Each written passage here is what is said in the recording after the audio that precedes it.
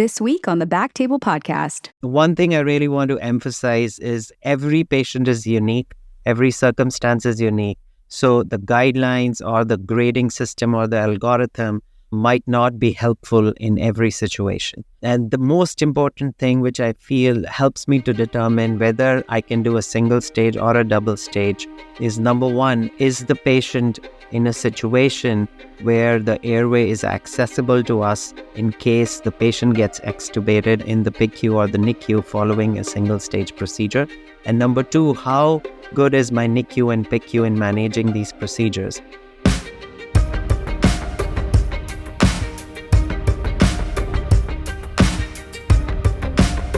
Hello, everyone, and welcome to the BackTable ENT podcast, where we discuss all things ENT.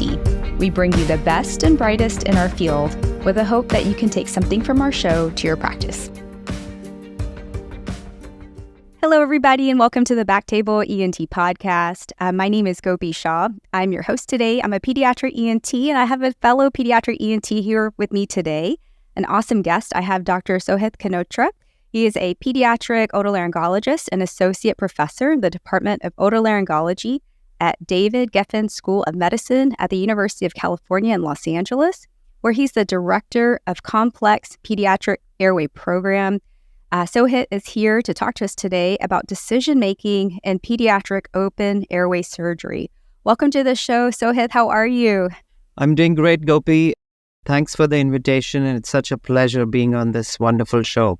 It's great to have you here. I feel like we got to work a little bit together for one of the ASPO virtual fellow lecture series, and it was awesome. It was an engaging talk on airway, so it's really my pleasure to have you here on BackTable to talk about open airway. Before we get into it, can you tell our audience a little bit about yourself and your practice? Absolutely. So I am presently an associate professor at University of California, Los Angeles, and I direct the Complex Pediatric Airway Program. Prior to this, I was at University of Iowa. Then prior to that, I was at Louisiana State University. In both those capacities, I had the pleasure of directing their airway programs and starting 2 aerodigestive programs. So it's been something which I've been doing for the past time. I was born and raised in India. I have traveled a lot. I've trained at various places. Finishing off my residency, I did a thyroid parathyroid fellowship first, and then went out to do a PEDS fellowship at Hospital for Sick Children, and then started off my practice with LSU, and eventually I'm at UCLA. So it's a pretty interesting journey. Predominantly clinically, interests include airway surgery. That has been my interest for the past 10 years. I also do some vascular anomalies and pediatric thyroids. So today we're going to talk about pediatric airway, which is a great passion for me.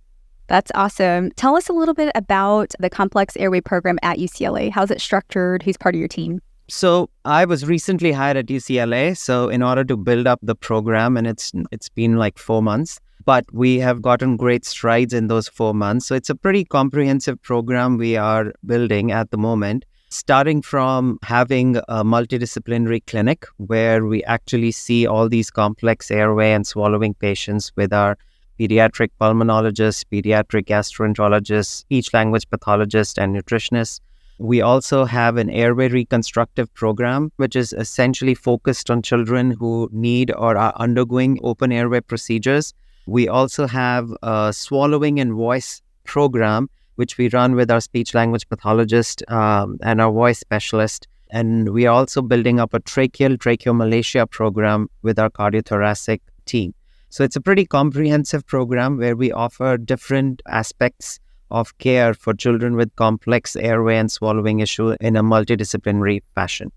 That's awesome. So, and it's really cool that you've already built so many programs, and now being able to, as more, progress and research is made in open airway, being able to continue to build and have programs grow, it's super exciting. So just to kind of set the stage for our listeners, we are talking about pediatric open airway surgery. How do patients usually present to you? So that's a good starting point for open airway surgery. I think there are 2 sets of patients. Patients where the NICU will call you or page you or consult you, kids who are failing their extubation and have post-extubation stridor. So that's one set of patients which come to your attention, which is an internal referral either from a NICU or a PICU, kids who have developed some sort of airway injury following their intubation. The second set of kids are kids who come to your clinic who have been trached and have been vent dependent, and now they are off the vent and the parents express a desire to get the tracheostomy out. That's the second set of patients. And third set of patients are kids who are otherwise healthy and have just had an intubation event secondary to some surgery they had and have developed now subglottic stenosis, which was not picked up initially and are coming to us with exercise intolerance. So there's a whole gamut of presentation of airway stenosis in children, and depends essentially on the age as well. So NICU kids would essentially present with stridor essentially once they have been extubated. Older kids will present with exercise intolerance, and then you have your whole trach population in which the parents express a desire to get decannulated. And what percentage would you say of the group, and I think of more of the outpatient kids that come in with a history of intubation, what percentage already come in with a tracheostomy?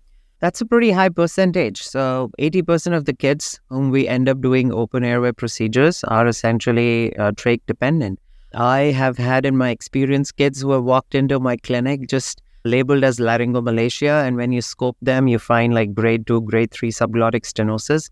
And I always teach my residents, try to get a glimpse of the subglottis in every flexible laryngoscopy you do, because you never know, even if the child has been labeled as laryngomalacia, he might have subglottic stenosis, which might be contributing to that stridor. So I've had that experience as well, but most of the kids we see already have a tracheostomy placed in. And in terms of pathology, so I would imagine the majority of it is intubation-induced subglottic stenosis. What other pathology or what else should we be considering in our differentials? That's a great question as well. So we all know subglottic stenosis can be congenital as well. So there are kids who are born with anatomical issues of the cricoid cartilage. And most commonly what we see is an elliptical cricoid in these kids.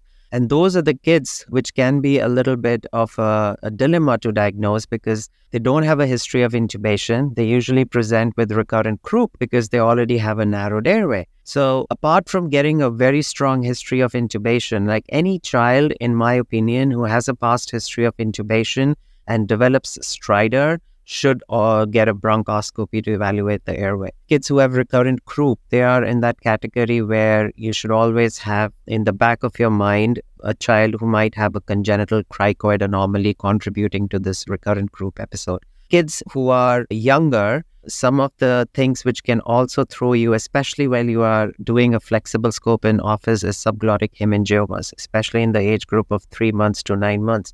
You can see a smooth bulge in the subglottis in those cases, and they also present with recurrent croup. So there's a whole gamut of things which come to your mind when you're looking at these kids.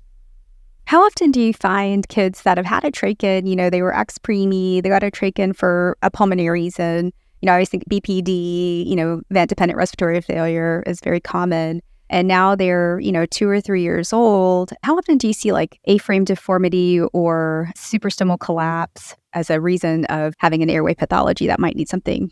I think that's a pretty common presentation. So the whole thing about suprastomal collapse is there is no standardized way to diagnose suprastomal collapse. And it essentially becomes a very subjective diagnosis, what you label as suprastomal collapse and to what degree there is suprastomal collapse. Is it sufficient enough to prevent decannulation? But if there are many children who are tracheostomized, especially I somehow feel some of the neotrachs we have seen an increased incidence in suprastomal collapse in children. Many of the kids present with suprastomal collapse, and that becomes an issue for them because they cannot get their tracheostomy out. And in those cases, we have a chat with the family about doing some sort of augmentation of the anterior tracheal wall in order to support that collapse. Same with A-frame deformity. We see a large number of cases who have A-frame deformity and they fail extubation. Even if you extubate them, they fail decannulation. Even if you decannulate them, they come back with exercise intolerance and are having issues with breathing properly. Yeah. So getting into indications for open airway surgery, when do you start thinking, hey, this patient, we need to start thinking open airway, or maybe we give them time versus, we need to just go in and dilate a little bit more? How do you start thinking about it?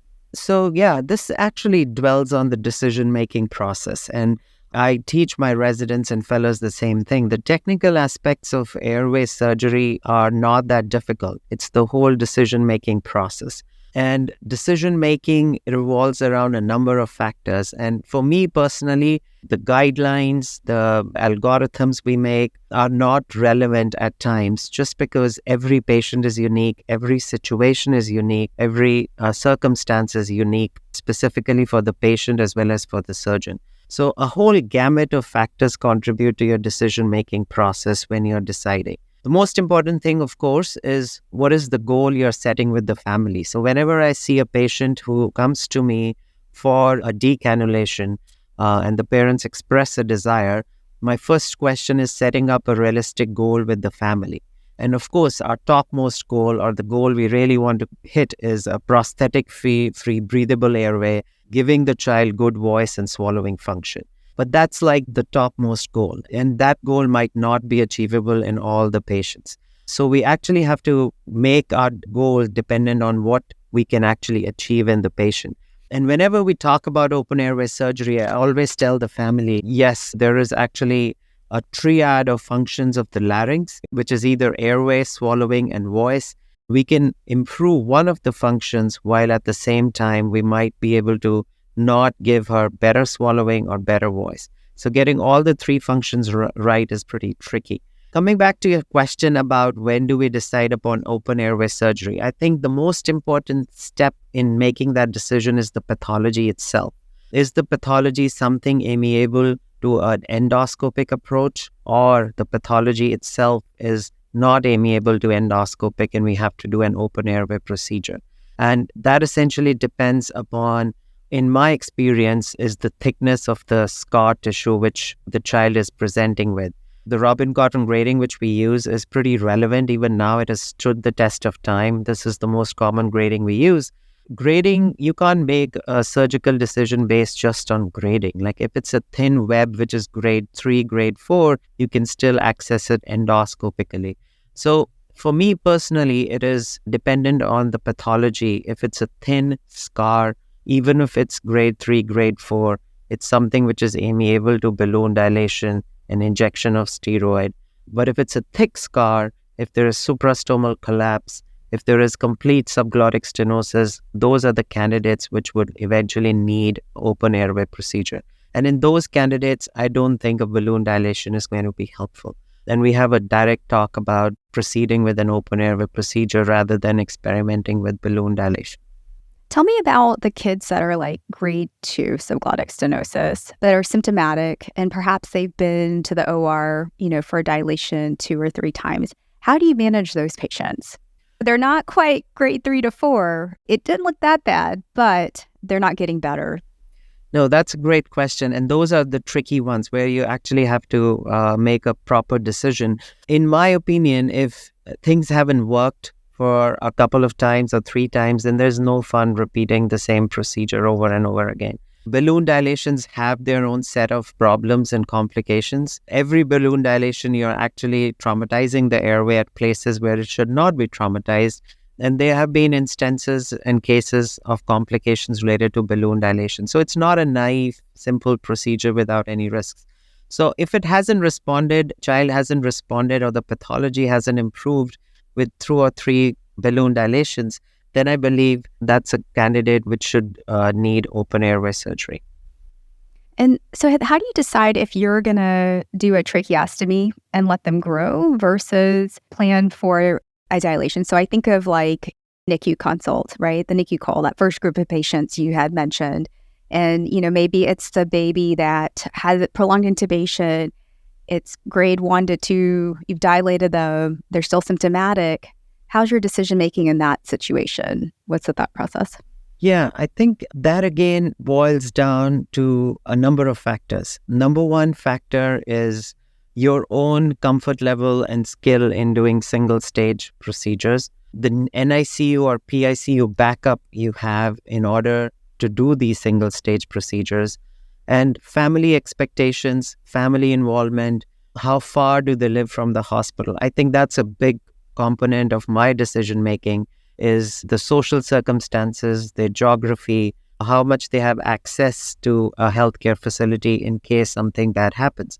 But from a NICU perspective, one of the things which I always talk about is think before you trach.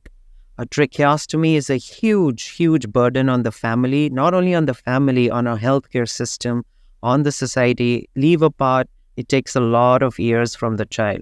So our job as pediatric airway surgeons is to avoid a tracheostomy, prevent a tracheostomy as much as possible. So I always think about avoiding a trach. Don't jump onto a trach.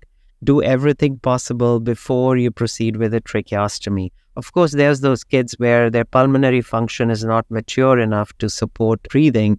That's a different subset. But if it's an upper airway obstructive issue, be it some sort of laryngomalacia, be it bilateral vocal fold paralysis, be it subglottic stenosis, be it tracheal stenosis, or any other combination of these pathologies, I think it is important for us to reinforce it in our physicians as well as in our trainees to think before proceeding with the trach, because it's a huge burden. So for these children, I think my go-to surgery is initially to dilate them. And many of these kids would benefit from just a simple dilation, debridement of the granulation tissue, because these are soft airway injuries. These are not full-formed scars. These are more reaction of the soft, naive infantile mucosa to an endotracheal tube. So doing a bunch of things usually helps.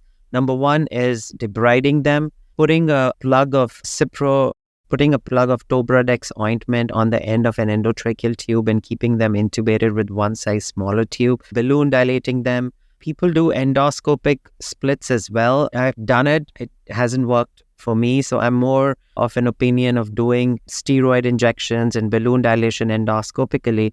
And if the child doesn't respond to these procedures, the simplest surgery we can offer is an anterior cricoid split with a thyroid allograft. I feel it's a great surgery. It has minimal morbidity. It's a very quick surgery. It doesn't require extensive skill set. It's essentially a cricoid split, and you harvest a little bit of the thyroid ala and distract the airway significantly. And that 2 or 3 millimeters of distraction really helps the child. It relieves some of the tension in the subglottis, and that takes care of the subglottic edema. So that is actually my go-to surgery. And I have a very low threshold of doing that surgery just because it's so simple. It takes us 40 minutes to do the procedure. And I've seen remarkable results with this procedure. So one of the things I really want to get through is that's a great surgery and we should utilize it more often. For microdebriding, the soft stenosis, do you use a microdebrider? Do you use the laryngeal cold blader? And also, I would think of cold knife and making, incisions, maybe at, 12, 6, 3, wherever it seems like there's carbon. Is that where you're microdebriding?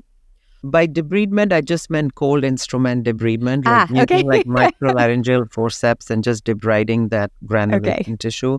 I have never used microdebriders in the airway or coablations. The only indications I've used microdebrider is for RRP, and those are great indications. I am not a huge fan of using coablation in the airway. I am a huge fan of lasers. I think all my cases eventually end up getting lasers in one form or the other, which is an excellent tool, absolutely beautiful tool. But the issue with lasers is it's a tool, so you have to understand the correct settings, the correct pulse mode you are supposed to use the laser, and that's a huge thing. If you use it correctly, if you have the correct pulse mode, it's a great tool in the pediatric airway. If your settings are off, if you're not using in the correct pulse, then it can cause a lot of issues in the pediatric airway. And traditionally, that has been an issue with pediatric airway surgery. But I think with the newer lasers and getting the settings right, laser is a great tool. So my go-to tool is laser. Even for making that Mercedes-Benz sign, as we say, I do a trifecta incision with a laser, which is essentially at 12 o'clock, 4 o'clock, and 7 o'clock. And then we balloon dilate it and I inject with steroid. I don't use mitomycin C for topical. I have used it only for cases where we have done open airway surgery and the child has presented with massive granulation tissue. So I've found mitomycin C to be helpful in that scenario. Otherwise, I've not used mitomycin C topically. And you'd mentioned, your relationship with the NICU and the PICU and how that, that's a huge role in post-operative care. And you've built programs at several different hospitals. And so what are some of the key pearls, takeaway, for especially somebody that's either starting a program anew or just out of fellowship that's about to start a program? I think that might be the most important question for the podcast. So it's a great question.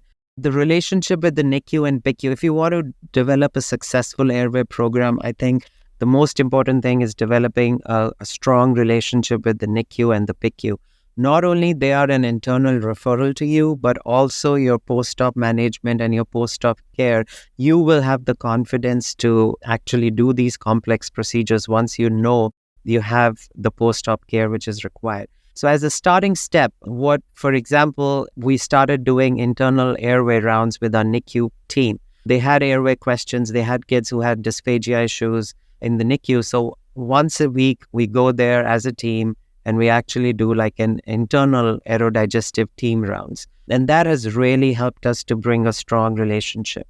Because many of the NICUs, if they have not had an experience with management of aerodigestive patients, really don't even know what a peds ENT brings to the table.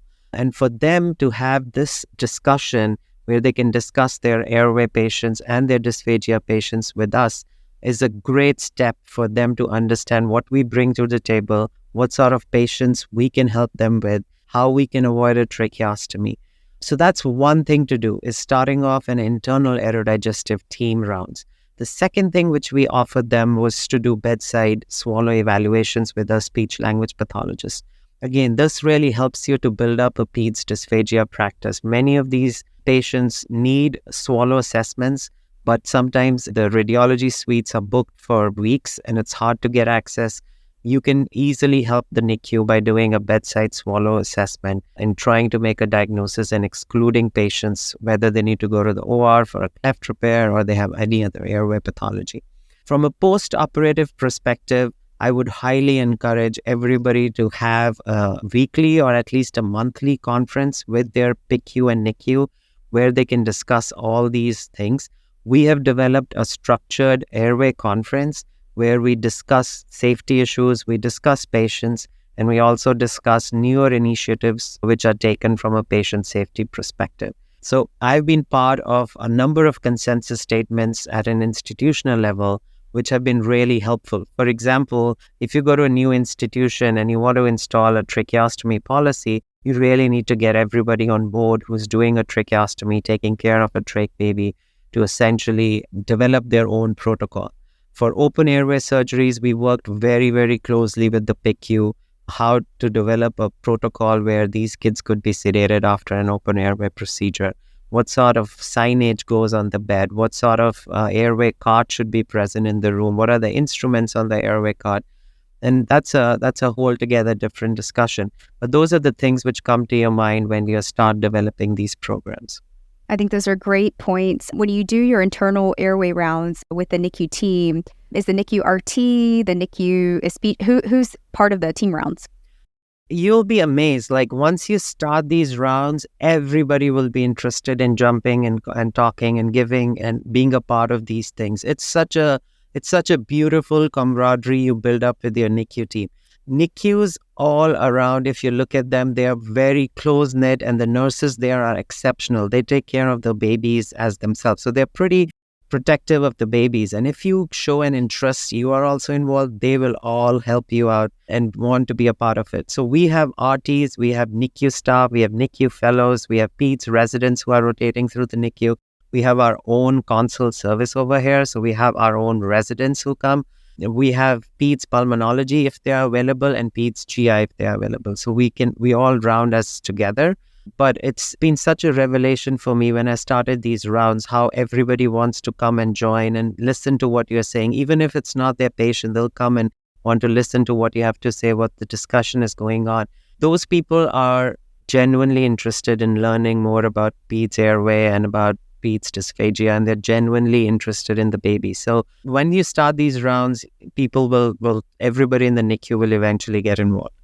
Tell me about the bedside swallow evaluation. I usually think of, a video swallow or OPMS in the NICU. Are you talking about just like a bedside swallow with speech, or are we talking about a FEES? Yes, so there are two components to this. One is your clinical dysphagia eval. And in many centers, like at UCLA, your OTPT might do the clinical dysphagia eval. And I believe that's a huge component of the initial evaluation of a child who's presenting with any sort of dysphagia, whether it's oral or oropharyngeal. The second thing is doing a bedside functional endoscopic evaluation of swallowing. And we now do breastfeeding fees essentially. So we can have the mom breastfeeding and at the same time do a functional endoscopic evaluation of swallowing in the child. It's such a great thing when the parents themselves can see the whole swallow on a screen, especially a new mom who's struggling to feed the baby. And you'll be amazed what sort of diagnosis you can pick up on these breastfeeding fees in children. You will find the most common, of course, is laryngomalacia, which we see like in these kids. But I've picked up vocal fold paralysis, subglottic stenosis in these kids who were having issues. And of course, our laryngeal clefts, which form the bulk of the problem in many of these kids. So going back to our open airway decision making, that was very helpful. And so I'm glad we dug into that a little bit because it's a super important part of these patients' care. But going back into your decision making, how do medical comorbidities affect your decision making of whether to do an open airway surgery? So, something like GERD or EOE to cardiac abnormality to history of asthma or BPD, reactive airway. That's a great question. And when I look at decision making for open airway, I usually divide it into three things which you have to decide. Number one is what type of surgery are you going to do? Are you going to do an expansion procedure or a resective procedure? Number two is, are you going to stage the surgery? Is it going to be single stage and double stage? And this for me is like the biggest decision making step. And thirdly is, are you going to put a stent in? And if you're going to put a stent in, what sort of stent you're going to put in? So those to me are the three broad decision-making categories I have used in my practice to make what sort of decision, what sort of surgery the child needs. And when we look at the preoperative evaluation of these kids, I think it's very, very, very important to have a thorough preoperative evaluation. Not only from a medical perspective, but also from a surgical perspective. From a medical perspective, we have studies which have shown EOE to being like a biggest factor for failure of open airway surgery. As such, that it's very important to do a triple endoscopy with your colleagues, get esophageal biopsy, if the child has EOE, appropriately manage the child before it goes to the OR. I think our medical management, especially with our multidisciplinary management, has improved so much. Candidates who were considered to be double-staged previously tend to get single-stage now. And the reason is just that multidisciplinary approach. I have learned so much from a pediatric pulmonologist and GI over the years, and they have contributed so much to that care, and that has really helped. For example, reactive airway disease, a kid with a severe inflammatory airway disease, those were the kids we were initially thinking we should double stage them. But with appropriate pulmonary management, not only preoperatively, but they follow them post-operatively and have a whole gamut of things they can help with: inflammation, secretion management. That has really changed the game for me personally. Recently, we did single stage in a cardiac transplant patient and a renal transplant patient. And I always used to think as those patients in which there is a high chance of graft failure, there is a high chance of post-operative infection, and we should probably double stage. But we have started doing single stages in that high-risk group, which are very prone to, they're on immunosuppressants. So things change as far as the comorbidity goes, but it does still play an important role. The most important thing is whether the child lungs are mature enough to sustain themselves. If they need ventilatory support, you won't do a single stage. You'll always do a double stage procedure.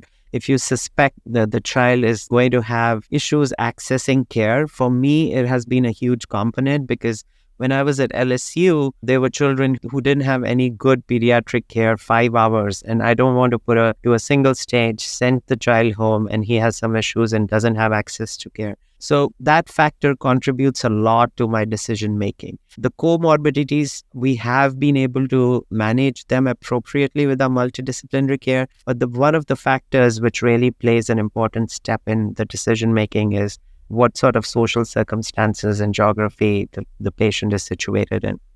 Yeah, when you bring that up, it makes me think of, preoperative tracheostomy assessment and, access to care are we able to pay our utilities so that we have electricity and access to an apartment where we live on the first floor, or are we able to get, so that we're not lugging up the suction monitor and everything up and down. And I don't think I put it in the context that the open airway kids need to be able to have the same exact, thought process and check boxes as well, to make sure, especially the single stage. So when you put those factors in, sometimes you're right, that might actually be more important of a yes or no that we're going to proceed with surgery or, than perhaps the GERD, which may be under control with some medication. What about the kids with poor tone or neurodevelopmental delayed kids? How does tone play a role? I think that's, again, a good point you bring up. Those are the kids where one of the things in preoperative assessment is to do a full sleep endoscopy, because many of these kids will have some sort of a pharyngomalacia or laryngomalacia, which might prevent decannulation. Even if you do an open airway procedure, the child might have issues with breathing without a tracheostomy tube. So poor tone babies, I always try to do at least a sleep endoscopy, or what we call as a capped sleep endoscopy. So we can assess the whole airway, right from the pharynx all the way to the distal airway. I have had experience where we have done single stage surgeries in kids with poor tone, and they have ended with severe new onset pharyngomalacia, like their whole pharynx is collapsing. And then in those cases, you either put them on CPAP, which many of these kids don't tolerate, or you have to put the tracheostomy back in. Not from an open airway perspective. The surgery looks great, trachea looks great, but now they have new onset pharyngomalacia. So hypotonia is an issue in these kids. So a thorough assessment and then making a decision. If it's just a floppy epiglottis, if it's a floppy larynx, of course we can surgically correct that. But if it's a pharyngomalacia, then those are the kids where we'd have a frank discussion with the family about our goal. What is the goal with the child? Is it to provide him with a safe airway? So in case the trach comes out or gets blocked, he still has a backup airway. Is it to provide him with like, do you want decannulation, which will be highly risky? So that goal of care changes in that subset of patients. I think it becomes more to provide a safe airway rather than to do decannulation in those patients. Yeah, it's a good point. Tell me about your preoperative assessment. I think of triple scope, and you bring up a great point of, potentially adding a DICE to see. What is part of your preoperative assessment? Preoperative assessment is actually one of the biggest things you do in open airway surgery, and it's pretty extensive. As a pediatric, and there are various components to it. Of course, you want to evaluate the child fully, which will include a triple endoscopy, and that's become probably the standard of care by now, is doing a triple endoscopy with your pulmonary colleagues. As an airway evaluation, so the first thing is you have to start from and I train and teach the residents in the same fashion. Airway starts from the tip of the nose all the way to your terminal bronchioles. So look at that in that full fashion. Is there any other obstructive lesion in the airway which you can improve? Because if you remember from physics, Poiseuille's law, where the flow is directly proportional to fourth power of radius, any improvement or any obstruction anywhere in the airway will exaggerate the airway obstruction. It all adds up at the end of the day. So if the child has some adenoid tissues, tonsils, a floppy epiglottis, base of tongue is floppy, and has suprastomal collapse, has subglottic stenosis, that all adds up. So a thorough evaluation is very, very, very important. So which will involve, number one, is a awake, flexible laryngoscopy. Number two will be a sleep endoscopy. If the child tolerates, doing a capped sleep endoscopy, because that will show us obstructive lesions which might not be evident since the child is bleeding through tracheostomy. But many of these kids won't tolerate capping, and that's why you end up doing open airway surgery. But if the child tolerates, capped sleep study is a very important, capped sleep endoscopy is a very important step in evaluating. doing a full direct laryngoscopy and bronchoscopy, doing a flexible bronchoscopy and lavaging, because you don't want your grafts to get infected. You have to make sure there's no source of infection. So nasal cultures, lung cultures, of course, esophagoscopy with biopsies to rule out EOE and GERD, as we already discussed. And then a whole gamut of swallow assessment, which will be your video fluoroscopic swallow assessment as well as functional endoscopic swallow assessment. So it's a huge preoperative assessment. We've tried to narrow it down to one or two procedures for the patient. We do all our triple scopes together. So a bulk of the OR stuff is taken care of. And then the FEES and the awake fiber optic are essentially done in our aerodigestive clinic. So for the patients, we have tried to condense it, but there will be other kids who will require more, especially the cardiac kids would require more advanced cardiac assessment before going into an open airway procedure. Is there a role for sleep studies preoperatively in these patients? Absolutely, there is a role, but it again depends what sort of a sleep study can you do. If the child tolerates capping or is getting capped, then a capped sleep study will help you make a decision whether you really need to do something about that suprastomal collapse or not. Because if the child is tolerating capping and has no obstructions on a capped sleep study, then maybe even if you see suprastomal collapse, it's not that consequential for the child. But if the capped sleep study shows, yes, the child is having severe obstructions, then the follow-up would be a capped sleep endoscopy, which is going to show which levels of airway are obstructive, and then you have to correct them sequentially or in a single stage. So do most of your kids have sleep studies then? Is this part of your, or is it just depend on symptoms and if they're capping and, what they're doing at home, and then you decide? Yeah, it's not a routine part of evaluation for open airway surgery. It's a routine part of decannulation for kids whom we don't think will require open airway surgery or the airway looks fine. I usually reserve it for kids who are coming for decannulation and have minimal, subjectively, I don't feel they need open airway surgery, but have suprastomal collapse. Those will be the subset in kids who undergo open airway surgery where I do a capped sleep study. But it's a routine for me to do capped sleep study for kids who are undergoing decannulation. And then do you use any 3D imaging or anything for surgical planning or just plain CTs ever? We usually reserve CT imaging for kids who either have some cardiac issues requiring a slight tracheoplasty or tracheal resection. For subglottic stenosis, CTs don't usually add anything major to our knowledge preoperatively. We did 3D printing way back in 2018 for kids who had subglottic stenosis and tracheal stenosis. And it's a great tool to educate the family. 3D printed models, you can print it from a $500 printer. It's so accessible now. And again, I would encourage everybody to learn. It's very simple. It's available. Everything is free. It's not that expensive. Those models really help the family to understand what sort of surgery you're going to do. It's so hard to conceptualize for the family what you're doing. Like when I sit with them for an open airway procedure, I will show them surgical videos, photographs, but still it's hard for the family to fathom the extent of the procedure, especially if you're doing a CTR and you're showing all these slides and these photographs, you have laryngeal models. Looking at their own child's 3D printed trachea, they understand how bad the pathology is. It also helps our trainees to actually practice surgery. So in that context, we might 3D print some of our advanced open airway surgeries like tracheal resections, slight tracheoplasties, or CTR, but I usually never get CTs for kids who need have subglottic stenosis.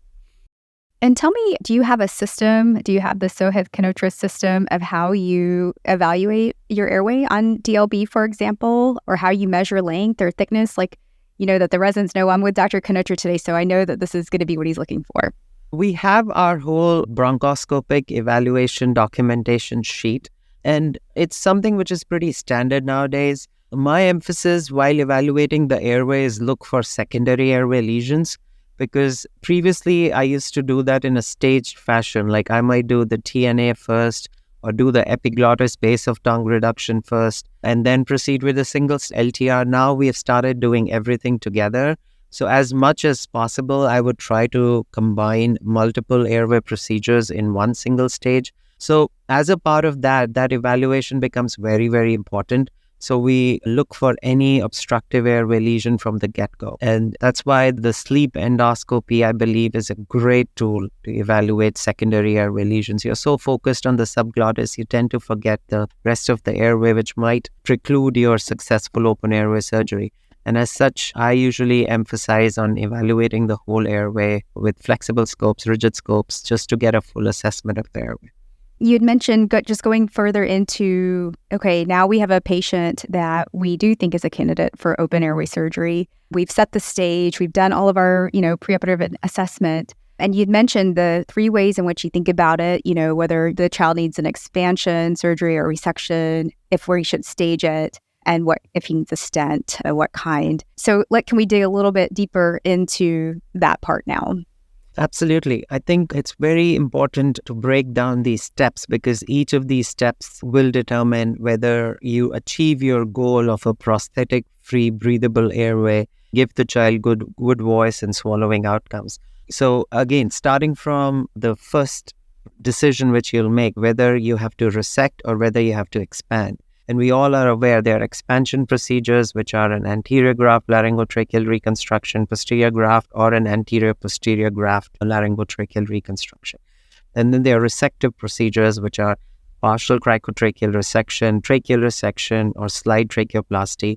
And then you can combine both of them together. Mostly what we do is an extended PCTR, where we'll combine a PCTR with a posterior graft. So coming first to expansion procedures. It's easier to break it down by grade because we are all so tuned to grade our subglottic stenosis. So starting from grade 1, which is minimal stenosis, or if it is a thin, flimsy scar, even if it is grade 2 or grade 3, those are greatly managed by lasers and balloon dilation. So I just wanted to get that out of the way. So we proceed in a step-by-step fashion. For grade 2 stenosis, and those are the kids, as we previously discussed, some of them will benefit from balloon dilation. But if it is a thick grade 2 stenosis, either precluding decannulation or either causing exercise intolerance to the child or stridor, those are great cases for a simple anterior costal cartilage graft laryngotracheal reconstruction. As long as there is no glottic involvement, those kids do wonderfully well with an anterior costal cartilage graft, just an anterior cartilage graft. If the stenosis borders on grade 3 or there is thick circumferential stenosis or there is glottic involvement, then we should definitely proceed with an anterior and a posterior graft. And whenever you do a posterior graft, I would always recommend doing stenting of some sort, just because we don't suture our posterior graft. Some places do, but it's technically very challenging to place symmetrical sutures in a posterior graft. As such, we all pop the posterior grafts in. So it's very important to stent the posterior graft with either endotracheal tube or any of the stents which are available for some period of time.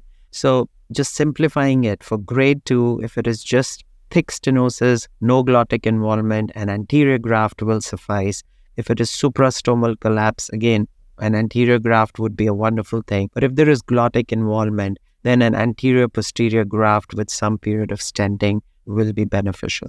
Then we move on to more advanced grade 3 and grade 4. There, things become a little bit more tricky for us. For minor grade 3 stenosis, even if it's a thick circumferential stenosis, significant glottic involvement, I think an anterior-posterior graft with stenting still is a great surgery for these cases. Once the glottis gets involved, it's very hard to do a resective procedure because you need some amount of tissue proximally to suture the distal stump. Like if you don't have any proximal tissue to suture the distal stump, you'll end up suturing the distal stump to the vocal cords and give a very bad voice outcome. So for those cases where there's glottic involvement, we tend to do an anterior-posterior graft with some period of stenting. The ideal candidate for a resective airway surgery like a partial cricotracheal resection is a severe grade 3, grade 4 child with no glottic involvement. And what technically they say, there should be 2 to 3 millimeters of stenotic free area between the true vocal cord and the distal stump, so you can actually suture the distal stump in. But there is a caveat to that as well. We do extended PCTR in children who have complete grade 3, grade 4 stenosis with some element of posterior glottic stenosis, where we'll end up putting a posterior graft managing the posterior glottic stenosis and end up suturing the distal stump to some of the tissues in the posterior glottis. The voice outcomes are not great in those categories, but it helps to take care of both the subglottic stenosis as well as the posterior glottic stenosis. So I would reserve PCTR either if we have some disease-free, stenotic-free area below the cords, or even for revision LTRs, where you have done a bunch of LTRs and the patient still hasn't had a patent airway. Those will be the candidates where you just resect the segment. PCTR is, of course, more advanced procedure. PCTR is more involved. You need to be comfortable doing the procedure, but it's a great surgery. It's a great surgery to have in your armamentarium. And then we talk about tracheal resection and slide tracheoplasty, which is more focused on tracheal stenosis. If it's a limited segment tracheal stenosis, hasn't responded to balloon dilation and lasers for 2 to 3 sessions, then I would recommend doing a tracheal resection. If it becomes a long segment tracheal stenosis, we talk about congenital or acquired long segment, and you can do a slide tracheoplasty essentially. Thank you. That's very organized, and it kind of gives me an idea of what's indicated when. Tell me how you think about staging.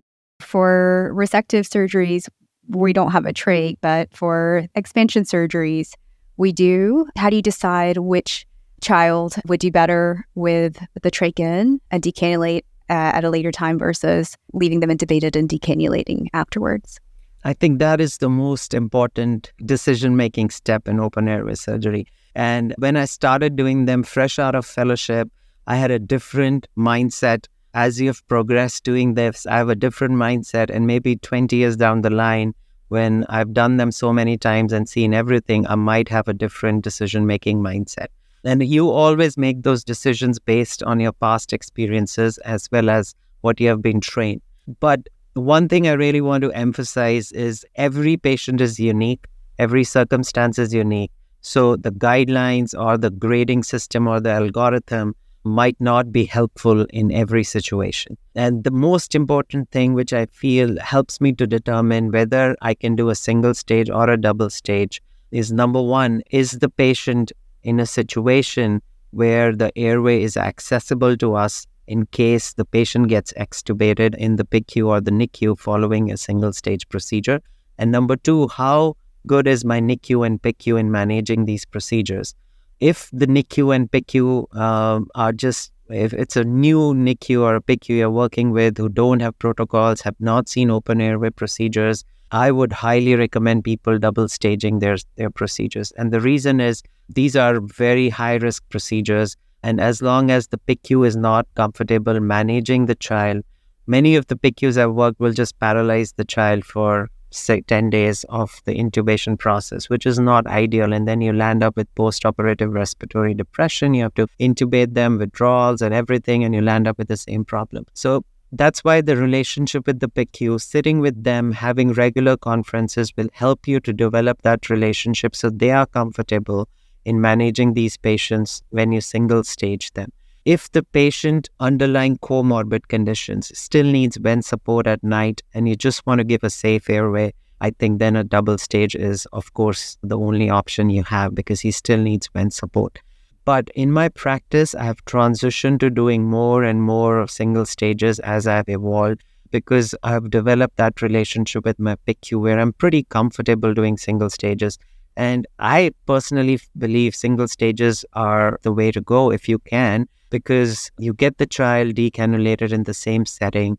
You avoid problems which arise from keeping the trach in with a fresh graft above the trach. If you're doing it for suprastomal collapse, you still have the inciting factor there, and the child can still develop suprastomal collapse after a successful healed anterior graft, and you land up with the same problem.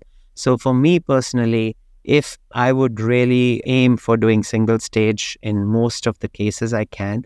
And lastly are the social and the parental factors, as I mentioned. Some parents are so anxious to get the trach out in the same setting. Like the whole concept, they have lived with a child who has been tracheostomized right at birth. It's a part of his body. and they just cannot fathom a situation where they don't have a trach to suction the child. They are worried about what happens if the child has a mucus and he cannot cough up. And those are the parents where if parents are not agreeable for you, then a double stage becomes a factor. If the child is 4 hours away from your facility, doesn't have access to care, I would recommend a double stage. You need to have access to care for a single stage in case something happens. So there are various factors which play into making that decision. Predominantly your comfort level of the PICU and the NICU, and the parental and the social factors play as well. Tell me about stenting. So when I think of single stage, I think of the ET tube as a stent and, maybe a half size bigger. Is that sort of, at least for the single stage? And then talk to me about what kind of stents you like to use for double stage. So single stage, we usually use, as you mentioned, use an endotracheal tube, one size bigger. The issue becomes how long do you keep the child intubated after a single stage? So that's another question which comes when you're doing stenting for single stage procedures. Some of the centers might do extubation on the table for these children, which I haven't done, and I won't recommend somebody dwelling into it unless it's a high volume open airway center. I usually intubate them for a single stage anterior graft only. I'll intubate them from anywhere from 3 to 5 days, which factors into if it's a weekend and you don't want to extubate on the weekend. So 3 to 5 days is my standard for an anterior graft. For an anterior posterior graft, I extend that period to at least 7 to 10 days. And an endotracheal tube, one size bigger, is what, of course, we use if you're doing a single stage. For a double stage, there are a couple of ways we can manage it. If you don't want to put a stent in, and there are children where you really don't want to put a stent in, like kids which have a chance, like one of the things which really prompted me to change my approach was, again, access to care. Like not every place has access to care. So if you are in a rural area and the patient comes from a rural area to your tertiary care hospital, doesn't have access to care, you don't want to send the patient, send him back, and you don't even know when he's going to follow up, what is going to happen. Those are the patients where I would actually recommend doing what we call as a hybrid procedure, where we can keep them intubated, but keep the stoma open with a tracheostomy tube, essentially. And once you have your 10 days of intubation, you can remove the stent, which is the endotracheal tube, and put their trach back in if you're planning to do a double stage. But if everything goes fine, then the stent which I usually use is a suprastomal stent. It's a great stent, and the timing of that stent depends upon the pathology. Again, if it's an anterior posterior graft and we are double staging, I'll keep it for 2 weeks. But if it's a revision open airway procedure, I might keep it for longer, for 6 weeks. The longest I've kept is 6 weeks, and that was a revision cricotracheal resection where we ended up doing an extended PCTR and we kept the stent in for 6 weeks. And stent have their own issues, like they produce a lot of granulation tissue, they can produce restenosis, they can migrate. So maintenance of the stent is a issue at times. So if your system doesn't, or if the social factors don't allow, then I think a hybrid procedure is a great way of managing these kids. Tell me a little bit about intra-op, just sort of briefly. Do you have a specific way you like your room set up? Are there any certain instruments that you find really helpful, sutures, any, tips for, harvesting your rib? Yeah, so we actually work in 2 teams. One team will harvest the rib cartilage and one team will start exposing the neck.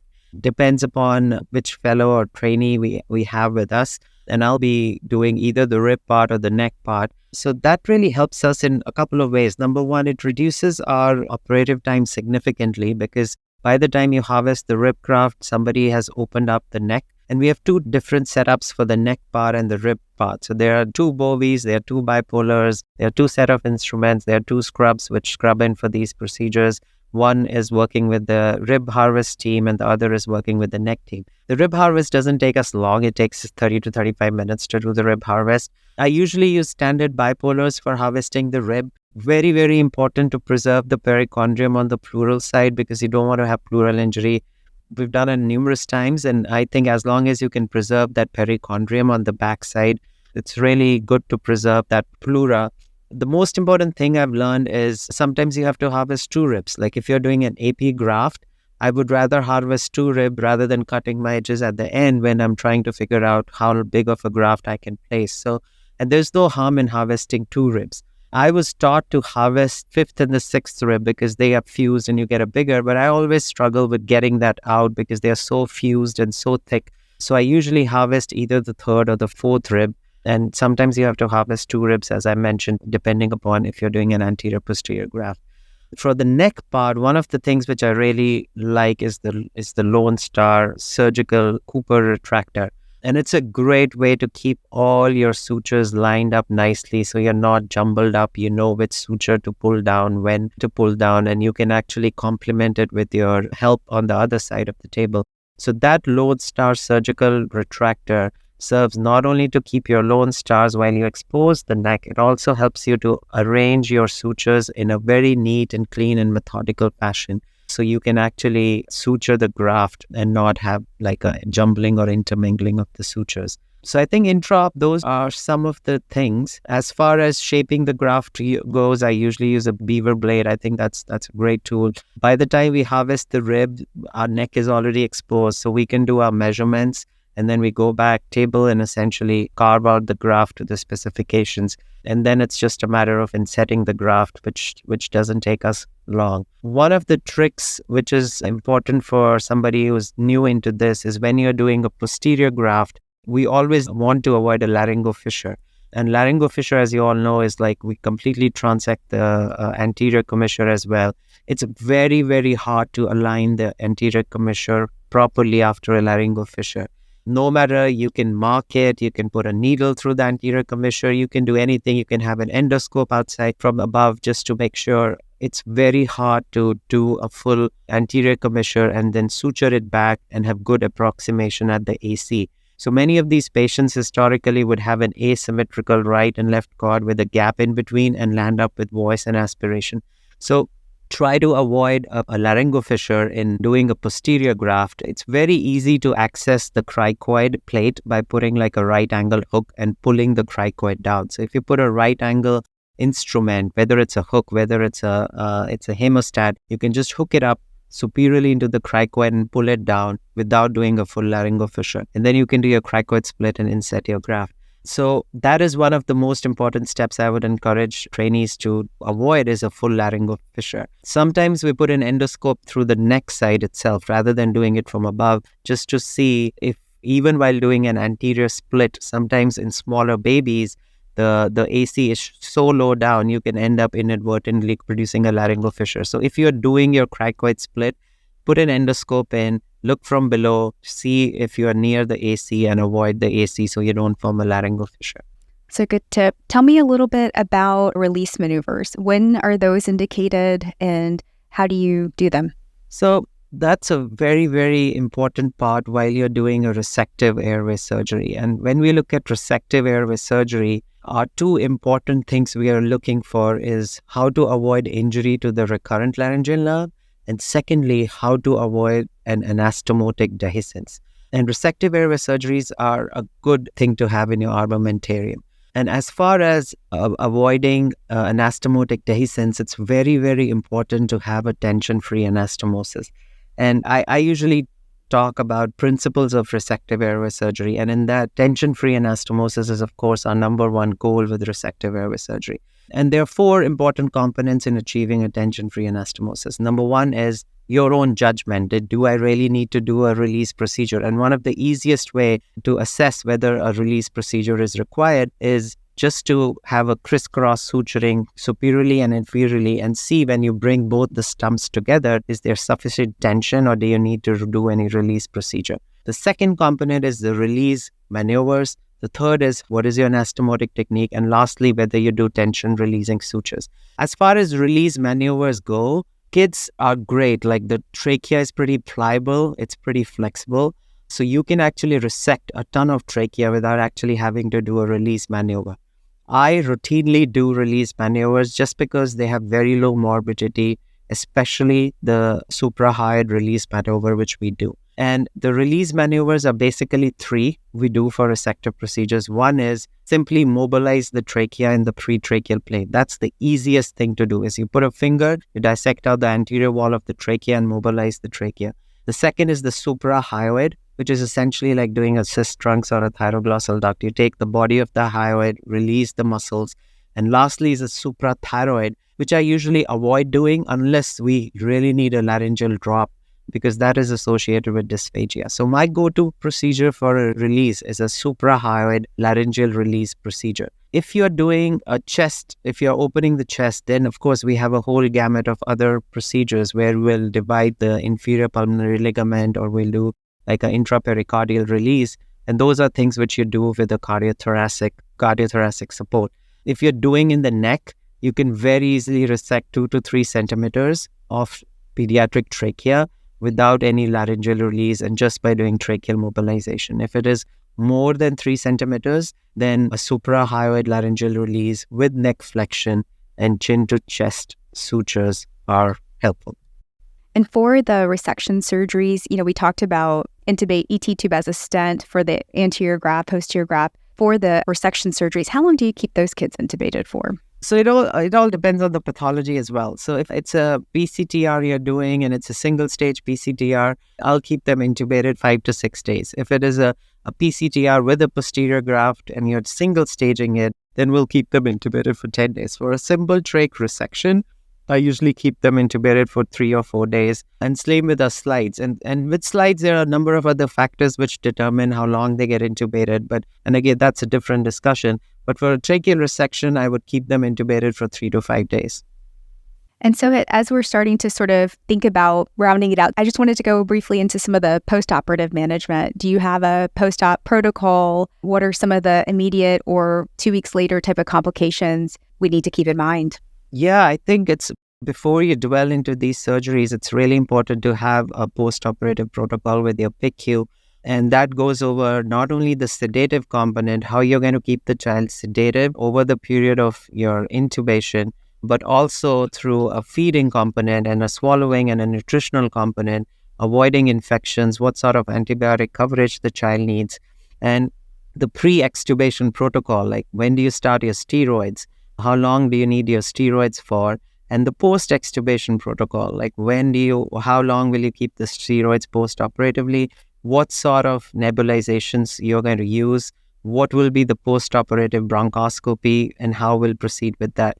So immediately after doing an open airway surgery, when the patient comes in the PICU, it's important to have signage saying critical airway. So everybody is aware.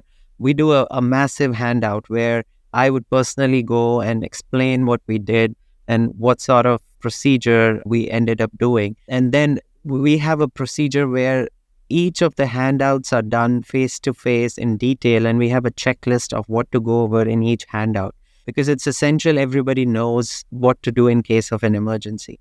The second is we have an airway cart right in the room, because that's again important. If accidental extubation happens, there has to be a need to secure the airway. We have resident numbers written on the bedside. We have everything set up in a way so they know who to get in touch with and how we can access. And then comes the sedation protocol. So we have worked with our NICU to develop a sedation protocol. Again, these are pretty standardized by now, where we'll avoid long-term paralytic and we'll just sedate them. And one of the things which I really like to get involved is having a nutritional consult, because it's a healing stage for the child. We have to make sure the graft heals appropriately, and that's where nutrition of the child comes very, very important. So we'll have a nutritionist who gets involved from day one, make sure the NG feeds or the G-tube feeds are appropriate and everything is managed from a nutritional perspective. A day before we plan the extubation, and we are talking about single stage, we'll take the child down to the operating room, we'll remove the endotracheal tube. I usually like doing nasotracheal intubations for them because nasotracheal intubations are more secure than oral intubations. And we'll evaluate the airway, see the graft status. If everything looks great, then we'll intubate them with one size smaller tube and extubate them next day in the PICU. And they usually get 3 doses of steroid prior to their extubation and 2 doses post-extubation. Then immediately after extubation, we'll start them on dexamethasone nebulizations or Ciprodex nebulizations if those are accessible. And they continue using antibiotics for 2 weeks of their post-operative period. The follow-up bronch is done in 1 week time, just to look at the airway and everything. And we are expediting our patients to go back to home, so they go home on a weaning protocol from the PICU itself and follow up in a month's time for a repeat bronch. So that's broadly the post-operative management we do. The most important complication you're looking for, essentially, in case of, for resective surgery, it's of course anastomotic dehiscence you're looking for, and they'll present with stridor, infection, coughing, and airway obstruction. For laryngotracheal reconstruction, you're essentially looking for graft failure. And again, it's going to be the same thing, airway obstruction, coughing, graft prolapse. So those are the threatening things you're looking for post-operatively. In terms of the steroid pre-op and taper, do you use any steroids in your double stage patients? Is there a role for that? I haven't used it. I believe in a double stage, you already have like a secure airway in the form of a trach. Trach is the safest airway you can have. So I usually don't use steroids pre-operatively or post-operatively in a double stage. And steroids, we all know, hamper healing process. So you don't want to give steroids unless they're absolutely indicated. And then, so the patient, had their open airway surgery. You've done the bronch a week later. Everything looks okay. Let's say it's an old trach or a single stage. So we're able to, consider discharge at about maybe 2 weeks after surgery, depending on how everything goes. We're moving along. Do you follow them back up in clinic, or do you plan another bronch at 3 weeks after the first bronch post-op, or how does that go? Yeah, I think what we do essentially is, again, we want to combine much of their care together. So they have a follow-up bronchoscopy. They don't come back to the clinic, at least for the first 2 or 3 bronchs. So once they have their immediate post-operative follow-up bronch, which is a week after surgery, just before discharge, we again bronch them just to make sure everything is fine. And then we follow up in monthly bronchs directly. They come to the OR directly. We do monthly bronchs for the first 2 months. And then we extend it to 6 monthly and then an annual evaluation, essentially. And on their second visit, they'll get a swallow assessment done as well, which would be in the form of a video fluoroscopic swallow assessment. So we'll schedule it in a way they get the swallow assessment done along with their follow-up bronchoscopy, so we can assess and clear them for their feeds and make sure there's no swallowing issues with them. I feel like we should have a part 2 sometime in the future in terms of what, after the open airway surgery, now what? What happened? What do you find at, 3 months, 6 months, 2 years later? What are the kids that look like revisions when they, when you see them for revision and things like that? But as we start to round it out, so have any final pearls or anything else that maybe I didn't ask you that you feel that we need to include in our current episode? I think those were some excellent questions. This decision-making, as I said, in airway surgery is the most important thing. Technically, airway surgery, of course, is a little bit advanced, but the decision-making process is something I feel we all struggle with and we need some guidance. I think you've covered everything pretty exhaustively on the decision-making step. Just to give the final, concluding things, I usually talk about the 7 dictums of open airway surgery. And that is true of any airway surgery, essentially. The most important thing is develop a team when you plan to do these procedures, because you'd really need a solid team if you want to succeed in developing a pediatric airway program. And if you're doing these complex procedures, it's not the surgeon alone. That is one component of the team. It's so much which goes around it. It's so much of the preoperative evaluation. It's so much of the post-operative care. Invest in your team. And I would really encourage anybody who's dwelling into this is try to get a good team around you who are capable of handling patients like this. The second thing I always tell is look at the patient holistically. Just don't focus on the subglottis. That's one part of the child. Focus on the child holistically. Look at the social situation, look at the family, look at the pathology, and look at the child holistically before you make a decision what sort of surgery you're going to dwell on. Always reach out to a friend if you're having issues. And I have a poster which says keep calm and phone a friend, because we all need help in these cases. So have a mentor, have somebody whom you can call and discuss cases. Sometimes I land up with issues and I don't know what to do, and I might present it at my airway conference and get opinions from somebody else. So these are tricky cases, and you want to do the best for the child, and you want to do the best from the get-go. Revision airway cases are technically very challenging, and you really want to give the best airway to the child from the get-go. So phone a friend if you're having issues, and trust your instincts as well, because airway decision-making is a lot of instinctual thing. If you feel the child needs a double stage, do a double stage. If your instincts say, okay, it won't be a good single stage candidate, I think you have to trust your instincts in making that decision. And expand your horizons, like just learn as much as you can, go to conferences, learn from your mentors, learn from your peers. Don't be focused on just an LTR, learn resective surgeries, have a full armamentarium of airway surgery, and prepare. Like, this is something which we usually do is by failing to prepare, you're preparing to fail. So prepare. The more you prepare, the best it would be for the patient, for you, and to have a successful procedure. And lastly, review your results. Like, always see what went wrong, what went good for you, and improve constantly. Well, thank you so much, Sohit. I learned a ton. For any of our listeners who have any questions or want to reach out to you, are you on any social media? And if not, they can always reach out to us at BackTable and we can get their message to you as well. Yeah, I'm on LinkedIn. If anybody wants to hop on and just contact me on LinkedIn, I'm pretty active over there. Awesome. Well, thank you so much. I learned a ton. Thank you so much, Gopi. This was awesome.